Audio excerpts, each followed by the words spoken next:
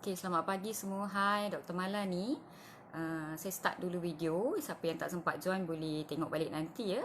Hari ni saya nak berceloteh sedikit secara ringkas tentang demam. Walaupun nampak seperti benda yang biasa, perkataan yang sangat simple, demam ya. Tetapi untuk memberi nasihat di social media suka-suka hati, saya agak risau ya sebab golongan yang baca tu terlampau ramai. Jadi saya tak nak ada orang yang tersalah faham lah. Okay. Hari ni saya nak bercerita tentang demam, tetapi saya nak buat disclaimer sikit. Sesi ini bukan untuk tujuan perubatan ya.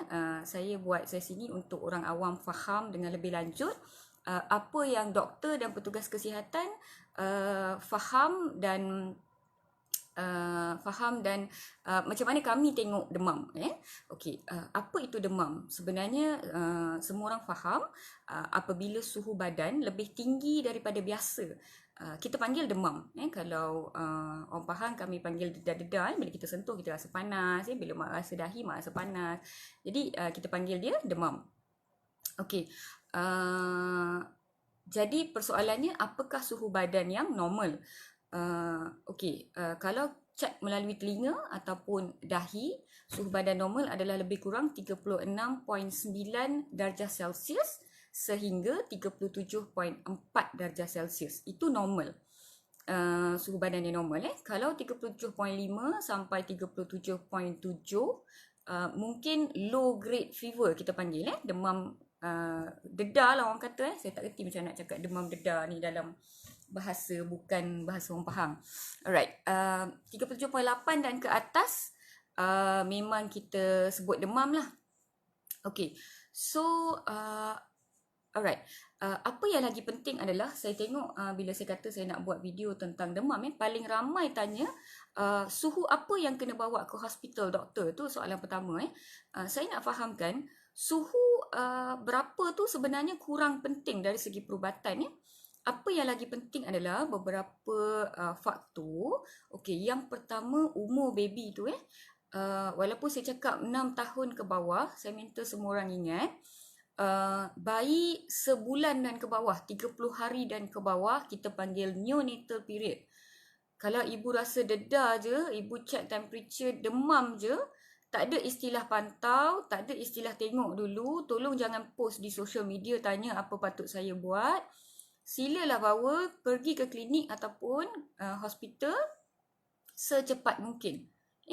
Bayi bawah 30 hari tak patut demam. Kita tak nak dia demam, dan kalau dia demam kita nak capture dia seawal yang mungkin. Kita tak nak lewat-lewatkan attention bila bayi 30 hari dan ke bawah. So ibu-ibu yang dalam pantang, ibu-ibu yang mempunyai bayi 30 hari dan ke bawah, sharing saya hari ni tak logik untuk kamu, tak sesuai untuk kamu ya. 6 tahun ke bawah, sebulan ke atas tapi 6 tahun ke bawah. Okey, temperature apa yang merisaukan? Okey, kalau nak tengok temperature mungkin 39 darjah dan ke atas agak merisaukan. Okey, tetapi apa yang lebih penting adalah keadaan general budak tu sendiri. Okey, apa yang penting? Nombor 1, sejarah sama ada dia pernah sawan atau tidak. Itu paling penting. 6 tahun ke bawah memang mereka ada risiko untuk dapat sawan panas. Demam, panas tinggi sangat. Brain tak boleh nak proses dia punya heat tu. So mereka akan mula sawan biasanya. So itu perkara pertama. Kalau anak sebelum ni ada sejarah sawan panas, ataupun suami ataupun kamu sendiri kecil-kecil dulu pernah ada sejarah demam panas dia sawan, so ibu bapa yang sebegitu kena careful lebih sikit.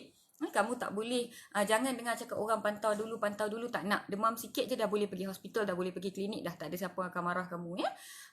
Itu yang pertama, sama ada pernah sawan atau tidak. Yang kedua, general status budak tu sendiri. Walaupun dia demam 38, dia dah lembik dah. Baru 38.1, lembik, tak nak main, langsung tak nak minum. Itu adalah perkara yang merisaukan. Ataupun kadang-kadang ada setengah kanak-kanak walaupun demam 39, demam 40, dia masih aktif, dia masih boleh main. Jadi itu kurang merisaukan sebenarnya. So, Itu yang pertama. Itu dah dua saya sebut. Satu, sejarah sawan. Nombor dua adalah status general budak tu sendiri ya, sama ada dia aktif ataupun dia lembik, dia boleh makan, dia boleh minum, dan lain-lain lagi yang kedua. Yang ketiga, bagi saya yang paling penting adalah sama ada sebagai parents kamu confident atau tidak. Kamu rasa saya ni ada risau atau tidak.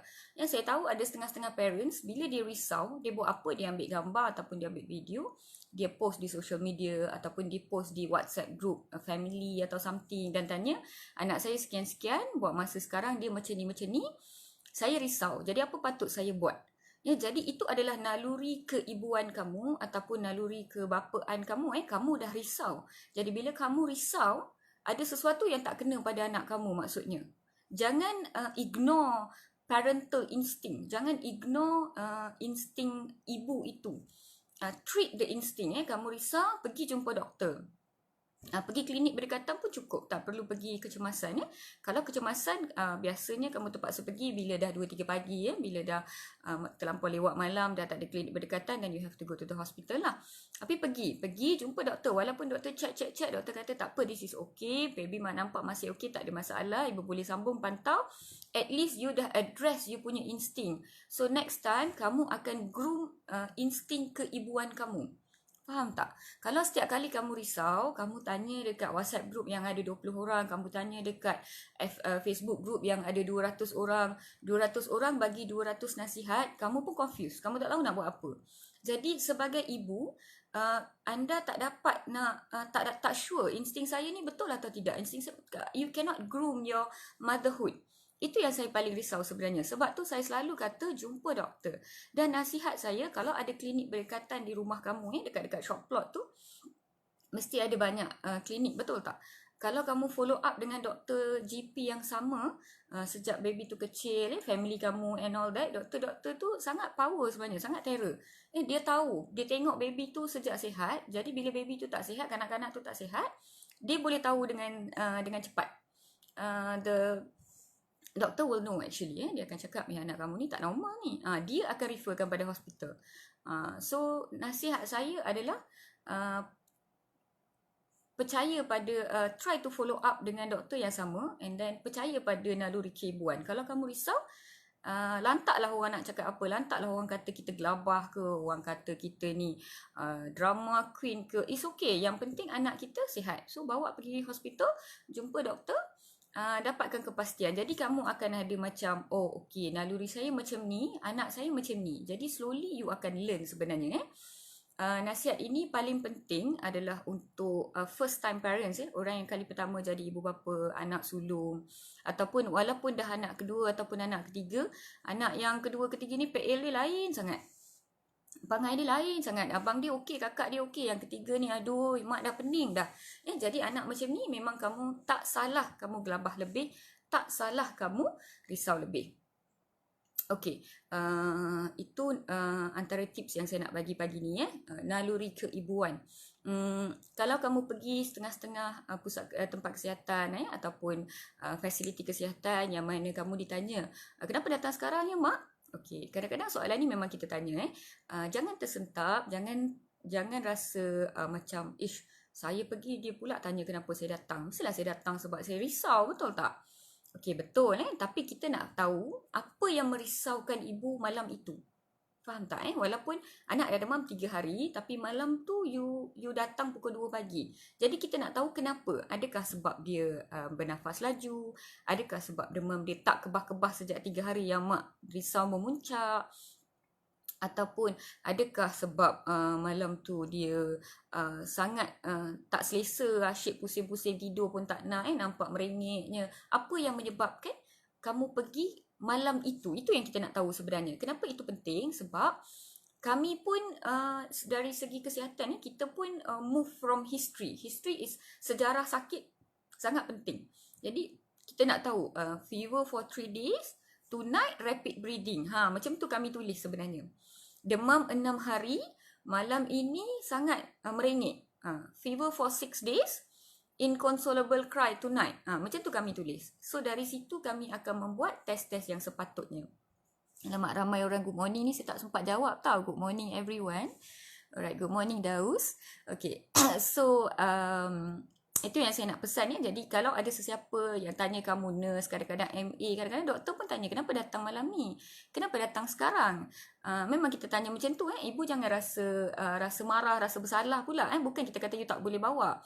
Kita nak faham apa yang merisaukan kamu ketika itu. Jadi kita nak address benda tu. Kita tak nak terlepas pandang naluri ibu macam yang doktor cakap tadi. Alright. Saya dah tak terlepas kira dah berapa benda. Saya rasa saya cakap pasal sawan, saya cakap pasal simptom general kanak-kanak, saya cakap pasal saya juga cakap pasal naluri ibu. Naluri ibu ni nombor 1 bagi saya naluri ibu ni nombor 1 dan apabila anak kamu demam, beberapa perkara yang emak sendiri boleh orang kata boleh jadi doktor kecil lah apa you can do is nombor 1, tanya sekeliling tentang wabak, check kawasan kamu area denggi atau tidak, dekat taska ada kanak-kanak lain tak sihat atau tidak, jiran yang main sekali dengan anak kamu ataupun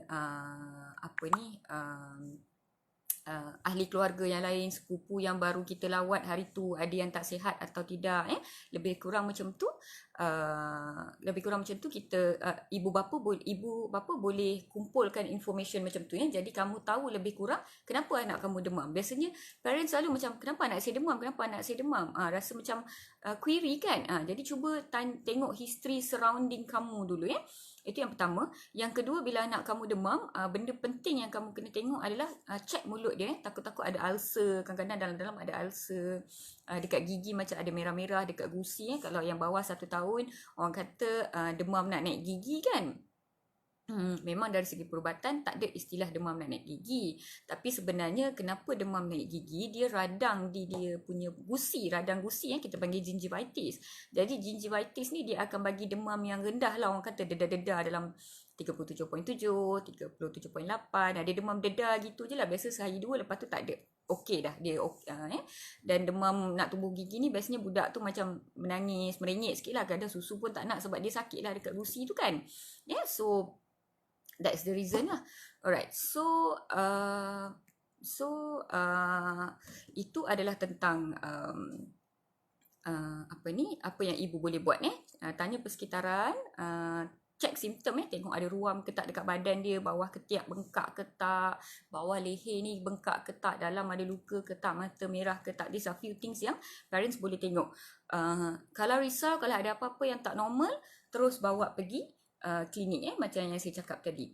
Berapa cepat nak pergi klinik, suhu berapa nak pergi klinik, dan berapa hari nak pergi klinik. Ini antara soalan yang saya dapat bila saya tanya hari tu saya nak ulang, suhu bukan faktor untuk kamu bawa ke klinik.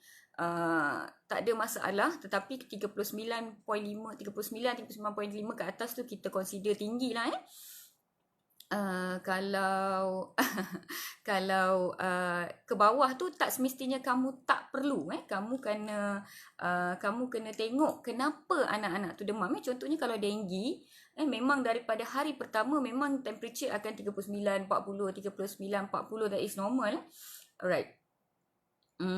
Okay, antara soalan lain adalah sawan demam. Okay, alright. Kalau ada anak-anak yang dia setiap kali demam sawan, kalau itu anak pertama kamu, anak-anak yang lain pun kamu kena berjaga-jaga juga dia sebab dia kadang-kadang adik-beradik semua orang ada. So itu kena be careful. Dan okay, lagi satu yang tanya ni kenapa bila demam bergigil. Alright, itu adalah cara haba di-generate dan dikeluarkan dari badan lagi satu tentang pemakanan. Bila anak tak sihat, memang dia kurang makan tau. Cuba kita bila kita tak sihat, kita memang tak selera makan, betul tak? Jadi kita tak nak makan nasi, kita nak makan mihun, kita tak nak makan nasi lemak, kita nak bubur. So kanak-kanak pun macam tu. Bila dia demam, memang dia kurang sikit pemakanan dia tak nak makan makanan dia yang biasa. So cuba bagi apa yang dia suka makan. Contohnya buah. Saya kalau anak saya demam, saya suka bagi tembikai, saya suka bagi papaya, saya suka bagi aiskrim. Sorry lah saya bagi je aiskrim sebab saya aiskrim ni tinggi kalori. So saya nak dia cukup kalori, saya nak dia cukup tenaga dan saya nak tekak dia sedap. So memang saya akan bagi aiskrim. Saya tak boleh pukul rata nasihat ni sebab kadang-kadang kanak-kanak yang ada asma ataupun yang selalu wheezing kalau dia demam, agak tak sesuai sikit untuk dia apa ni orang kata, untuk dia bagi makan aiskrim ataupun buah sejuk bila dia demam. Jadi confirm balik dengan doktor kamu. Alright, lagi satu persoalan daripada Puan Suliza Aziz. Dia tanya tentang suppository Warren, boleh atau tidak bagi. Alright, saya dah langsung berhentikan memberi suppository Warren untuk dibawa balik ke rumah. Pasien yang jumpa saya memang dah tak dapat dah. Saya hanya bekalkan suppository paracetamol sahaja. Warren untuk kegunaan di hospital bagi saya. Jadi kenapa? Sebab kalau macam contohnya demam denggi, demam COVID sekarang, apa-apa demam virus, kita cuba elakkan Warren ni. Warren ni adalah daripada kumpulan kita panggil non-steroidal anti-inflammatory drugs. Jadi kalau demam denggi dan lain-lain lagi, dia meninggikan risiko untuk menyebabkan pendarahan. Itu yang kita tak nak. Jadi walaupun dia sebenarnya lebih berkesan dalam menurunkan suhu badan, dia lebih berkesan dalam cepat turunkan suhu badan, tetapi risiko dia terlampau tinggi. Alright, so kita tak bagi, kita bagi suppository paracetamol. Dia warna putih, dia dalam paket yang macam tu juga tapi dia warna putih. Yang tu boleh bagi. Alright, persoalan berapa kerak boleh bagi. Okey, suppository ni ataupun ubat punggung, kita cuba terbaik untuk bagi ketika demam terlampau tinggi. Terlampau tinggi tu berapa? 39.5 dan ke atas. Dan juga kami bekalkan suppository ni kepada parents yang anak dia sawan demam. Ya, jadi sebelum bawa hospital, kita tak nak dia sawan, kita suruh dia insert dulu ubat ni. Suppository Warren kita simpan di hospital. Kalau confirm bukan virus, bukan denggi, white cell count normal, then baru kita guna jika perlu. Selagi boleh, ubat minum paracetamol yang terbaik sebenarnya. Ubat minum paracetamol yang terbaik. Memang kadang-kadang kanak-kanak susah untuk minum. Banyak parents saya jumpa yang terpaksa datang ke hospital sebab baby ludah balik ubat, baby tak nak minum ubat. Suzana Ami. Yes, suppository Warren. Nanti saya tulis dalam komen Suzana. Alright, so apa ni? Suppository paracetamol ni simpan hanya untuk demam tinggi sahaja. Saya tahu kadang-kadang memang susah nak bagi anak-anak kita minum. Boy saya aduh pandai, dia ludah semua, I know. Tetapi sebagai ibu bapa, kita kena cari jalan macam mana nak bagi baby tu minum. Slowly kita akan belajar sebenarnya. So macam saya suka bagi anak saya minum air biasa dengan syringe. Kadang-kadang main-main kan, syringe tu ada kat rumah, saya bagi dia minum. Bila dia minum jus, kadang-kadang dia minum Ribena, saya bagi dia minum dengan syringe supaya dia biasa dengan syringe tu. Anak sulung saya dulu dia memang susah minum ubat, jadi saya masukkan ubat dalam mulut dia, saya letak M&M. Jadi dia tak nak ludah sebab dia sayang M&M tu dalam mulut dia. Kamu boleh cuba apa ni, method macam tu. Kadang-kadang masukkan ubat, letak calitkan apa ni, aiskrim ataupun benda-benda manis dekat lidah dia supaya dia tak ludah. So cari jalan macam mana nak bagi ubat minum untuk anak kamu sebab sooner or later kamu still kena bagi ubat minum juga. Alright. Okay, saya plan 10 minit je ni, dah 20 minit dah ni. Alright, so far saya rasa itu sahaja. Cuma ada seorang yang bertanya tentang, saya rasa saya dah cover semua soalan. Junior Syah Pekan, ada kesan sampingan. Okay, osteoarthritis saya kena cover next time. Hari ni saya cerita pasal demam je. Alright. So far ada seorang yang tanya dalam sebulan dia demam 2 kali. Bulan pertama dia, minggu pertama dia demam sehari je, lepas tu baik. 2 minggu kemudian dia demam lagi, lepas tu baik. Kadang-kadang kanak-kanak pun jadi macam ni juga. Sebab apa? Sebab demam is immune response. Sebenarnya orang yang immunocompromised, orang yang sistem imun dia rendah, dia tidak boleh demam. Dia tak ada keupayaan untuk demam. Jadi in a way, demam ni bagus sebenarnya.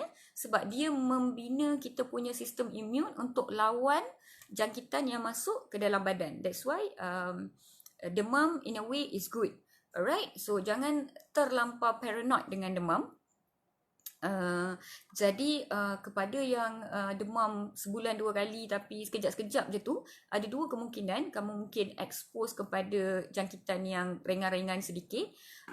Lepas tu apa berlaku, immune system kamu triggered and then dia demam sikit lah sebab dia nak, kita panggil immune system kenal kepada virus tu. Yang kedua, yang selalu saya jumpa orang yang demam sikit ni takut anemia, sel darah merah rendah. Jadi saya sarankan walaupun macam tu, cuba buat medical check up. Pergi ke klinik mana-mana ataupun lab mana-mana, buat medical check up. Tengok buat blood test and then tengok kalau semua normal, hati, buah pinggang, sel darah merah, sel darah putih, platelet semua normal, ujian air kencing pun sila ambil juga. Wanita selalu macam tu, orang wanita dewasa selalu rasa seram sejuk sikit, menggigil-gigil sikit, rasa demam, dedah, hilang sekejap macam itu sebab jangkitan kencing kotor, urinary tract infection. So sila buat check up sikit. Kalau macam Cik Bakar Bahrum tu kata doktor suka suruh pergi klinik sebab nak buat duit, no, tak apa, korang boleh pergi lab pun. Makno tu lab technician, you boleh pergi lab, you buat blood test, you buat urine test, should be okay. Nak review kalau ada apa-apa tak normal, boleh bawa ke doktor. Tak demam tak pelik. Kalau kamu tak demam tak pelik, don't worry. Siapa lagi satu kamu tanya tadi? Okay, ada orang tu rasa dia panas kat dalam bila sentuh dahi normal. Okay, itu sebab kita sebagai manusia, temperature kita bukan tetap. Tuhan memang cipta kita macam tu. Suhu kita bukan chop 37, bukan. Dia fluctuate sebenarnya 37.1, 37.4. In fact, wanita yang sikit lagi nak menses, suhu dia memang tinggi sikit. Kadang-kadang 37.5, 37.6, dia memang tinggi sikit sebab ada perubahan hormon dalam badan. Alright, so agak normal jika suhu tinggi sedikit daripada normal, dan suhu badan manusia juga pagi mungkin rendah sikit sebab persekitaran sejuk. Tengah hari panas sikit, tapi dia bukanlah macam crocodile yang fluctuation of temperature. Pagi mungkin temperature kita 36.9, 37, bila tengah hari dia jadi 37.3, 37.4, 37.2, tinggi sedikit. Jadi sebab tu kita rasa lain sikit dalam badan kita. Malam dia turun balik kepada normal. Orang yang duduk dekat four season country pun macam tu juga, dia fluctuate a little bit. So you rasa badan you boleh rasa beza dia lah. Especially perempuan lah, orang lelaki mana sedar benda-benda macam ni, betul tak Daus? Right, gurau je jangan risau. So okay, alright. So saya rasa demam boleh berjangkit ke, atau kebetulan demam boleh berjangkit memang, tetapi ada jenis demam yang boleh berjangkit lah. Contohnya demam denggi, bila kalau nyamuk tu gigit dua-dua orang dia boleh berjangkit lah, tapi tak boleh lah daripada saya bagi kat dia, bukanlah.